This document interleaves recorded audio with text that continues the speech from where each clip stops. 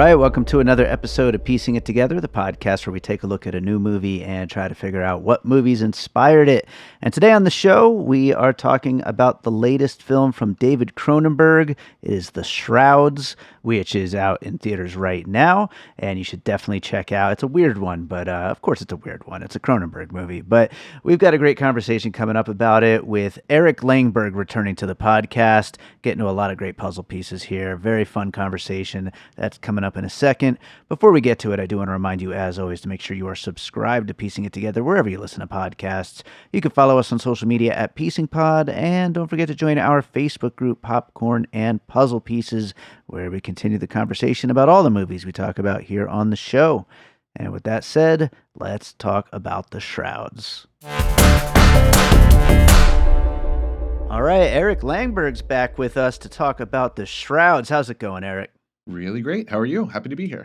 Happy to have you back. I'm doing great, and I'm excited to get into another Cronenberg movie, possibly our final Cronenberg movie. We'll see what happens. But Is that true? I hadn't heard that. That's that's what sad. he's saying. He's saying he doesn't know if the world needs another Cronenberg movie. Oh. Not that means it's definitely his last, but I guess we'll see what happens. But Aw. it would certainly be a way to go out, though. I feel like Yeah. I feel like it kind of operates as an end cap to what he's been doing over all these years. But either way, Definitely. we're always open for more Cronenberg anyway, though. So yeah, I finding, as I'm like looking over my notes here before we got on this call, I'm just like, do I even know what I'm saying here? This one, there's just a lot going on here, and it almost feels like a difficult movie to do a whole podcast about after one viewing. I don't know. How do you feel about this one? Well, I didn't write my review until I saw it a second time because I felt the Okay. same way. Yeah. There's a lot going on, but then thinking back over it, it feels like maybe not that much is actually going on, which is Hmm. what I ultimately came to like about it so much. It's not a movie that's really interested in plot exactly. It's more Sure. about feelings and imagery, which is stuff that always works for me. Yeah, Um, yeah, for sure. Yeah, and I think it's again, it's like interesting to view through the lens of Cronenberg, because I mean it's obviously a very yes. personal movie for him, and so I haven't seen every David Cronenberg movie, but I feel like I've seen enough of his filmography to kind of trace that line and see where he's coming from, and then of course with the death of his wife and Yeah. where this all kind of came from. But yeah, I think we'll get into a lot of interesting stuff here. But let's start getting into it. What do you have for your first puzzle piece? I guess I'll go right off that through line. I was going to talk about Videodrome at some point, Sure. so let's start there. Cronenberg, for pretty much as long as he's been making movies, I think I also haven't seen all of them, but actually earlier this year I saw him do a talk at the Academy Museum in LA before a screening of Existence, which was a Hmm. lot of fun. I hadn't seen that one before. Um, but yeah, a lot of his films are about bodies, and the surviving Diane Kruger in The Shrouds says to Karsh at one point, uh, "You've made a career out of bodies," and I feel like Yeah. Cronenberg is talking to himself there. That's always what he's interested in, is the human body in all its states of arousal, but also its different forms of decay. And Videodrome is an early one from him, where the human body is affected by technology, and just the act of being around signals that are in the air starts to change. I'm blanking on his name, but the James Woods characters Sure. Yeah. Yeah. change his biology. Just like being around all this tech has started to change what it means to be human. And so the part in The Shrouds where he sees what he thinks are like growths on his wife's skeleton, and he considers whether it's his camera that has somehow caused them. And Yeah. the movie doesn't really answer that question. I don't.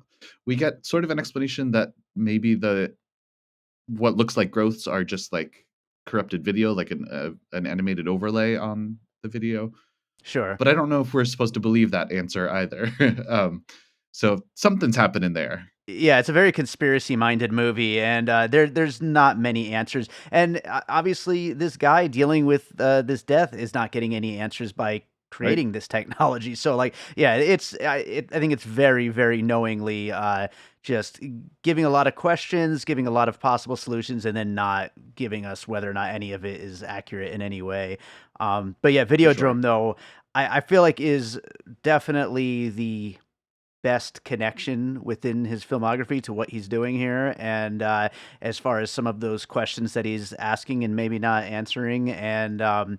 yeah, it's a wild movie as this one is as well. But yeah, great place to kick this thing off with. I'm gonna jump right on top of that and go to something a lot newer, but also that deals with futuristic tech and how it changes people. And go to Spike Jonze's Her for Oh, my sure. first puzzle piece here.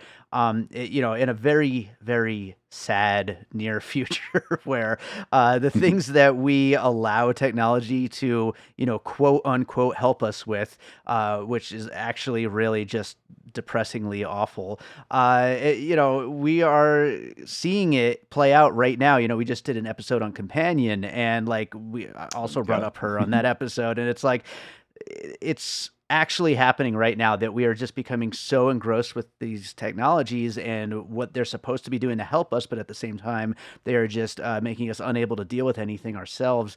And I think Spike Jonze was way ahead of the curve with that, with Joaquin Phoenix and Scarlett Johansson in that film. And I think David Cronenberg is kind of picking up that ball and running with it here and doing some really interesting near technology ideas. And all of this feels as gross and weird and off-putting as it all is. Like you see those like 3D sonograms of babies and like and like you wonder like God, what is next exactly with technology? It just keeps getting weirder and stranger, and you could see a grave tech We can see existing. ourselves and like see parts of ourselves in ways that we never were Ah, supposed to with yeah, those. that's It's just like not supposed to I don't know happen. if we shouldn't know what that looks like right now. But No, I don't think so. And I think it's absolutely bizarre and a really interesting place to for him to have come from for making this movie. mhm. Her is a good one. I believe Her is actually set in 2025, so it's not the future anymore. Interesting. Nice, Yeah, nice. that movie, I haven't seen it, I don't think, since theaters, but the whole thing is he's hired to like write letters on behalf of people, right? Like Yeah. they're yeah, which I feel like is what ChatGPT is doing for people. Like we've outsourced our communication. People are having that write entire emails and resumes and you know Ugh, personal everything things is that like you should be everything able is to awful. put these words together yourself, but we've just outsourced that part of our brain somehow. Um, Oh, I yeah. say we, but not me. I Yeah. don't. But Not me either. I'm sure there's some listeners. Hey, if it helps you, sure, go yeah. for it, I guess. But yeah, Yikes. it blows my mind when I see some of the stuff that people claim to be getting out of it. And yeah, I think Cronenberg is equally befuddled, let's say, by what's going on with people. But yeah, so Her, Yeah. Videodrome. Let's go to another one. Um, I do have one more Cronenberg I wanted to bring up, which was Crash. Mm, I should have these character names pulled up, but again, the surviving Diane Kruger sure. is she's like sexually aroused by conspiracy theorizing, which Mm, is a taboo that reminded me of Crash, where people are made horny by witnessing car crashes and death and devastation sure. and all that. Yeah, yeah, Uh, I think this movie, The Shrouds, is so perceptive about how we talk about like everything. I complain about this to friends all the time. Like we love conspiracy theories now. It's so mainstream. We have like a guy in the White House who will believe it seems anything you tell him, or sure. we have people who follow him who will believe whatever he says.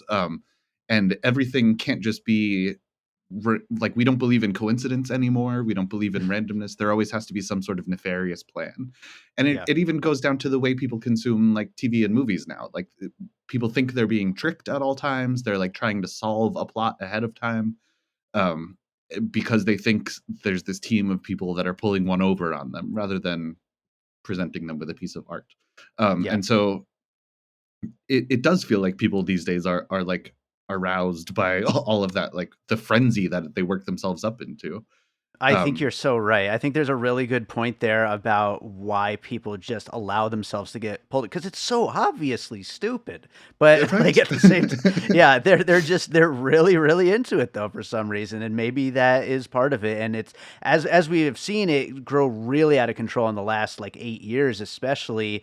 I feel like we're well on our way Yeah. to it just being out in the open that, oh yeah, they're really into this. Yep. And I guess Crash, I what year was that? 90 something, right? 94, I believe. Yeah, I think Could the be. country at that time was having a discussion about like violence in media. Mhm. That's shortly after those like hearings about like what like heavy metal music and rap was going to do to the youth and all that stuff. So Crash was kind of his comment on like, yeah, we are aroused by this stuff, but isn't it also kind of arousing in a Sure, way? sure. He likes that we allow ourselves to be titillated by those taboo things. So he sort of indulges it even as he's critiquing it in a way, which I thought is fun, especially in this movie. It's got for such it's a heavy movie about grief and loss and the degradation of the human body, but it's also got quite a light touch at Yeah. times. It's quite funny. I think about that like opening shot of him like watching his wife in that like formless dirt void or whatever. And he's got his mouth open in that like howl of grief, and then it pulls back and he's just like sitting bored in a dentist chair. Yeah, yeah. So it's got all these emotions swirling around below the surface, but on the surface, it's just kind of yeah. Yeah. He's a man trying to figure out life. Exactly. Yeah. And of course you got Guy Pearce going around being a weirdo, so that always helps with Mhm. making things funny. Was there a moment in this movie, like I said, I only saw it once, where one of them says no way and the other one says way? Did Uh-huh. that yeah. Yep. Yeah, you don't expect to see that, but it happens. So yeah, definitely a funny movie. So speaking of that, like that very dark subject matter and like the heavy grief of it all, but that it's also a very kind of lighthearted, funny movie. I'm going to go to To Dust, the 2018 film from Sean Snyder. This stars Giza Rohrig as a Hasidic cantor who can't come to grips with the idea that his wife's body, who has recently passed, is just kind of deteriorating underground in a grave. He just can't come to the grips with that, even with his religious upbringing and everything. So he employs a community college biology professor, played by Matthew Broderick, to investigate what literally happens to the body when it starts decomposing. And it goes in some very dark but also very funny directions because they obviously have to find a body to work with on this, and they end up getting Mhm. this pig and it goes crazy, and like it's a very ridiculous movie, very Jewish, and very like keyed into exactly just the kind of leaps that we go through trying to just kind of explain stuff to ourselves, and especially people within the world of religion. They've got extra steps they kind of got to go through, and it's a really funny underseen movie that I always recommend whenever I get a chance. And it was kind of the first thing I thought of with this movie. I felt like it really feels in conversation with it, and I'm curious whether Cronenberg has seen this because it feels like something he would be really into. Very interesting. I don't know that movie at all, but it the way you talk about it sounds absolutely perfect for the Shrouds, and also for the next movie that I was going to bring up, Hey, let's go to it. which was Between the Temples from last year. And Sure. Yeah. you did an episode on that with my brother-in-law Lex Rofberg, who's a rabbi. Yeah. And so I talked to Lex about the Shrouds a bit, because so Between the Temples is also about a cantor who's dealing with the loss of his wife. The reason why I had it on my list was because the same person plays the dead wife and also his new love interest, which the Right. Shrouds That's does as right. well. They're not Yeah. twins in Between the Temples, but just that's sort of like I'm grieving somebody and there's somebody right in front of me who looks just like her. Like, is it this just because the body is the same? Can I find the same kind of connection that I thought I had with my wife who's no longer here? Yeah. Yeah. Yeah, it's interesting to consider the Shrouds, whether or not we think of it as like a Jewish movie, because Cronenberg, I believe, was raised Jewish, but I think there's a line in the Shrouds where Karsh says he's not, um, but he's clearly supposed to be a Cronenberg stand-in. I mean that Sure. like shock of white hair, the like slim fitting, all black. Like he looks just like him. Totally. And he also says at one point that his cemetery is non-denominational. But there are all sorts of like rules, I believe, for Jewish cemeteries that this very much does not follow. Like, for example, you're not supposed to eat in a Jewish cemetery, and he's built a restaurant on top of his. That's hilarious. So I didn't know that rule. That's really funny because it's right on top an entire restaurant. That's right. great. So it feels like there's some sort of religious commentary going on there. I don't necessarily know that I could explain it, but I don't know that Cronenberg would be able to explain it either. There's just sort of like a morass of influences here of just like stuff swirling around in this movie, and you can pick pieces out to make your own meaning if you choose to. Yeah. Yeah.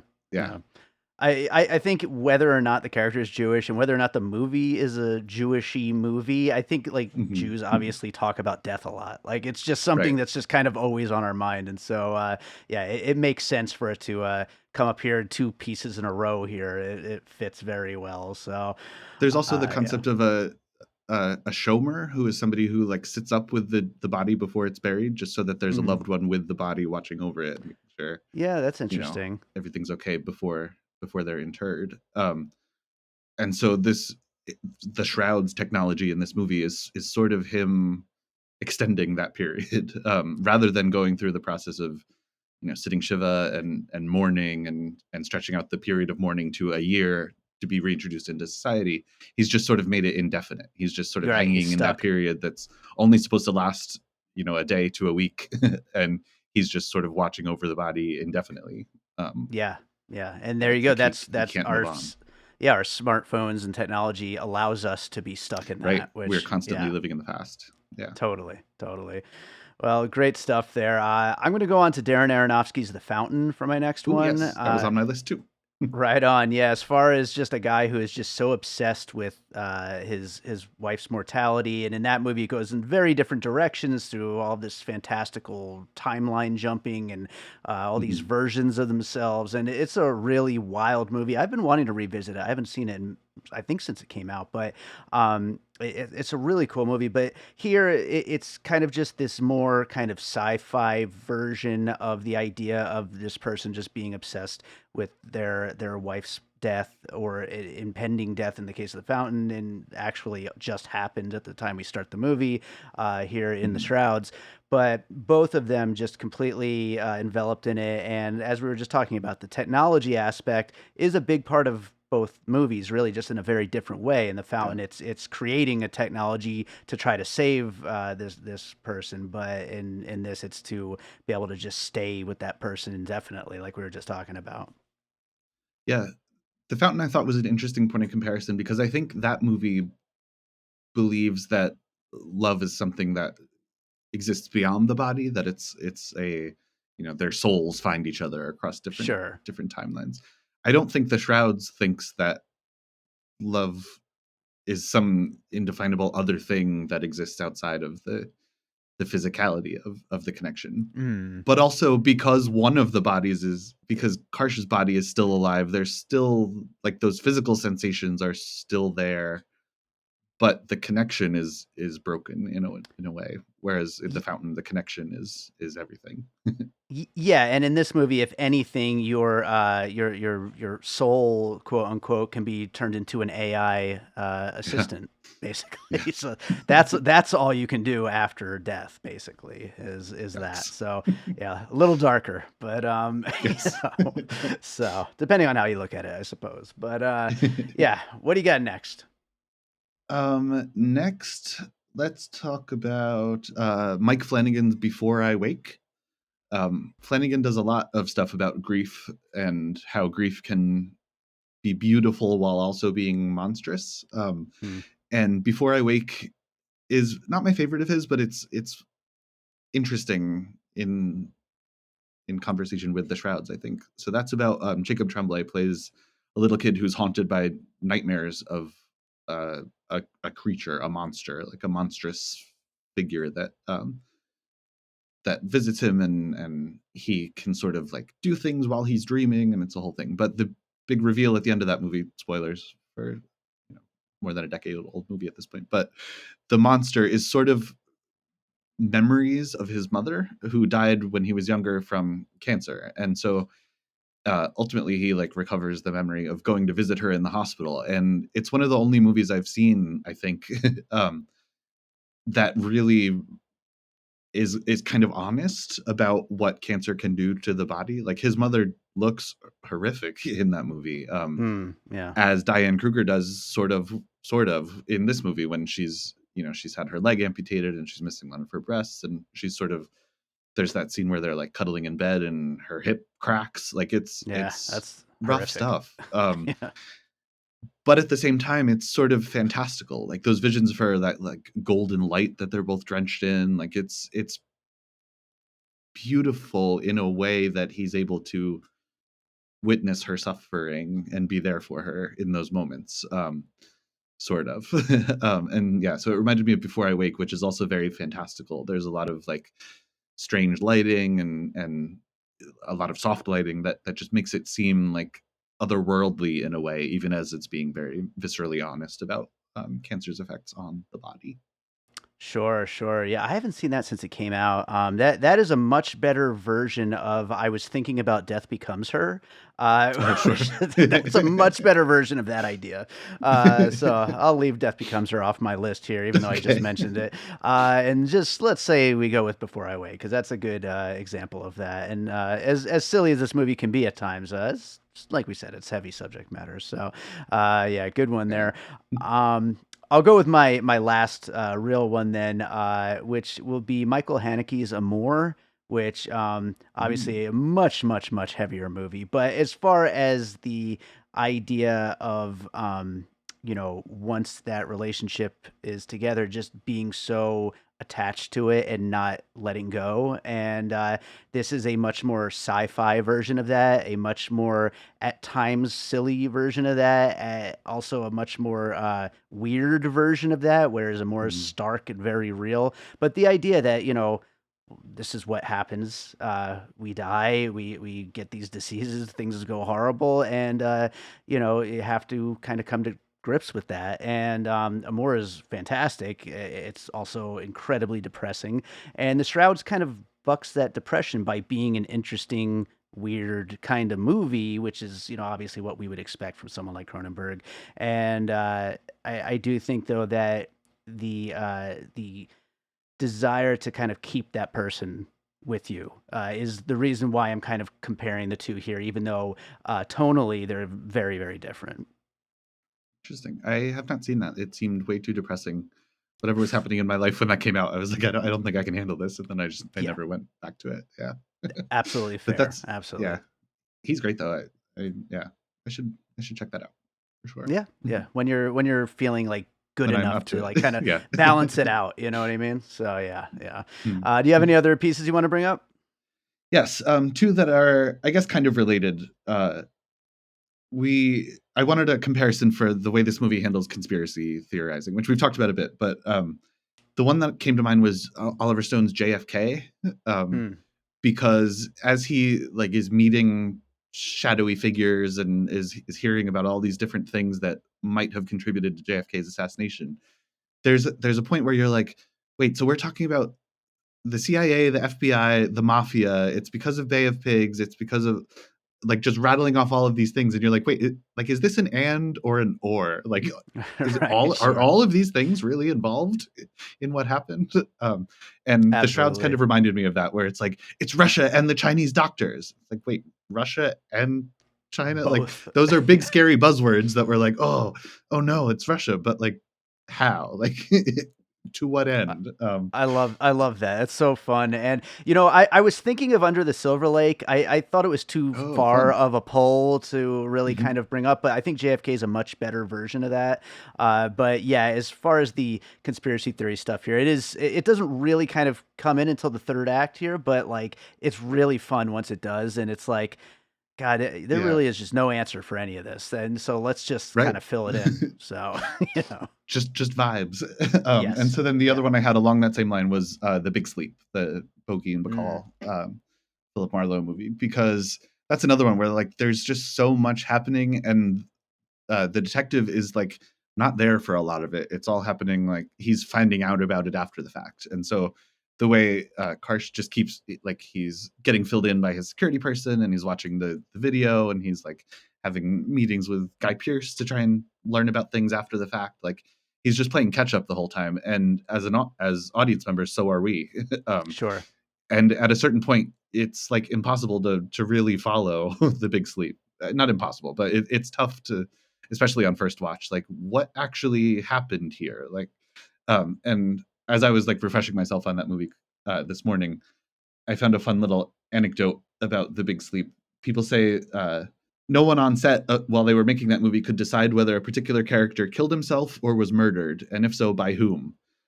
So Howard Hawks called up Raymond Chandler to ask him how this person died, and Raymond Chandler said back, he is not really sure either. So Yeah. doesn't really Nice. matter. And I like, especially in how focused so many people are about on plot these days. I liked the Shrouds because it's just like it's not interested in answers at all. It's just showing you these really striking images and sort of posing the question in a way that lingers. I think, you know, if we had gotten an answer that, yeah, the Russians hired this Chinese doctor to, you know, hack the video feed and install the thing, it's like, okay, that's it, we've closed the book. But because it Yeah. just kind of lingers, I'm not sure what happened with all that other stuff. So what really matters is it the character and how he feels about his wife at the end, and you know, finally moving away from her body. All that stuff is more impactful than the actual why. I don't Sure. care. I Absolutely. don't know, and I Absolutely. don't care. Yeah, Yeah, and actually, now that I think about it, The Big Sleep probably a huge influence on Under the Silver Lake, so I'm including it on my for list sure, for anyway. sure. So Yep. No, yeah, I think that's a good one. That's another one where it's yeah, like all this stuff is happening kind of out of the main character's view, and at a yeah. certain point, he's just got to go with the flow. Yes, exactly. He'll never have the answers, neither will we. And so, Yep. yeah, it's all just a big old mystery, and that's what makes it fun. But yeah, I think we got into a lot of great puzzle pieces here. I want to kick off the closing thoughts here because you just used the phrase "striking images," and I, the most striking image of this movie, I think, are the wires coming out of the gravestone into the earth. Ooh. I just think that that is such. I mean, obviously Cronenberg, 40 or however many years of these incredible images. I think that Yeah. one is right up there with some of the best things that he's dreamed up. It just looks so just wrong. You know what I mean? Yeah. It's a really cool one. For me, I think the one that sticks with me is where he tries on the shroud himself in his Mm, home, and he's got it like halfway down his body, and it's just sort of turning him into something human shaped, but yeah, we lose the physicality of like Vincent Cassell is. I think this is easily my favorite Vincent Cassell performance. I mean, he's so prolific in French that I've never seen, but the English language stuff, he's so like I don't even know how to describe it exactly. He's so emotionally open in this movie, in a way that I've never seen him do before. So yeah, so I love that image of him covering up his body with the shroud. yeah, great moment, absolutely. Yeah, any other closing thoughts? Anything else you want to mention before we wrap it up? I don't know. I don't think so. I think we got to everything. Yeah, Yeah. right on. Well, in that case, I think that does it for the Shrouds. Is there another movie you watched recently you'd like to recommend to our listeners? Yes, I really liked On Swift Horses, which is the Jacob Elordi, Daisy Edgar Jones one where Jacob plays gay. Mm, It's set in like the 50s, maybe late 40s. Late 40s, I think, because they just get back from war. And they're just sort of figuring out post-war life. He's sort of like a drifter, a gambler. She's settled down with his brother, but is sort of going through a little bit of an awakening of her own, and it's just beautiful. It's a little bit underlit, but so is everything these days. I just saw sure. Until Dawn last night, and that movie is just a black screen for significant parts of it. But on Swift Horses, like the costuming and the sets, like it all looks gorgeous, and of course the actors are gorgeous too. Jacob Elordi and Daisy Edgar Jones, and Sure. um, uh, oh, I'm blanking on his name. The guy from Babylon is in this as well. Diego something? Diego Calva. Yes, Cava. he's excellent. And I always say I love nothing more than a close up in a movie. I like to just sit there and, you know, there's that tweet about like, is it not enough sometimes to look at a beautiful face huge? And Mhm, I think sure. that is plenty sometimes. And this movie is just beautiful people like feeling out their queer identity in a way that I found very moving. on swift horses in theaters now. I'm going to have to check it out. I've heard nothing but good things about it. So, yeah, I'm going to have to check it out soon. Right on. Eric, is there anything you want to plug? Where can people find you? Yeah, I am on Blue Sky, no longer Twitter, at Eric Anders, Anders. And yeah, links to all my writing and stuff there. I write for Slash Film and for myself and a couple other places. So, yeah, I'm around. Right on. Well, glad to get you back on the show, and hopefully we'll do it again sometime. Absolutely, anytime. All right, so I hope you enjoyed that conversation about the Shrouds. Thank you to Eric Langberg for joining me on that one, and thank you to all of you for listening. If you're enjoying piecing it together, make sure you are subscribed. We got a lot of episodes on the way, and if you get subscribed, you'll find out about them as soon as they come out. This way we can forego all the social media. Let's get disconnected. It's terrible what it's doing to all of us, and we really shouldn't be on all these social media sites. But just subscribe to the podcast. That way you'll find out about the episodes, and we don't have to do the whole rigmarole. But of course, if you do want to do all that, because obviously I'm not off of it, at Piecing Pod on all the socials and my Popcorn and Puzzle Pieces Facebook group. You can also check out my Substack, which I've been really building up lately with my mailing list. I've converted over to a Substack, and so letting everybody know about all the live shows, including this Thursday's Thunderbolts over at Downtown Cinemas. But yeah, try that out, and all the other stuff that I always tell you to do at the end of all these episodes. You could find all that stuff in the show notes as well. So with that said, let's close this out with a piece of music like I always do, and I'm going to go with something from my just released album, Missing Pieces. And I got to go something, I don't know, melancholy-ish? Yeah, let's go with Forgot Along the Way. I think that'll be a good one to go with for this. So I hope you enjoy it. Again, it's from my recently released album, Missing Pieces, which is available on Spotify, Apple Music, all those places. Go listen to the whole album, and hope you enjoy it. We'll be back with more Piecing It Together real soon.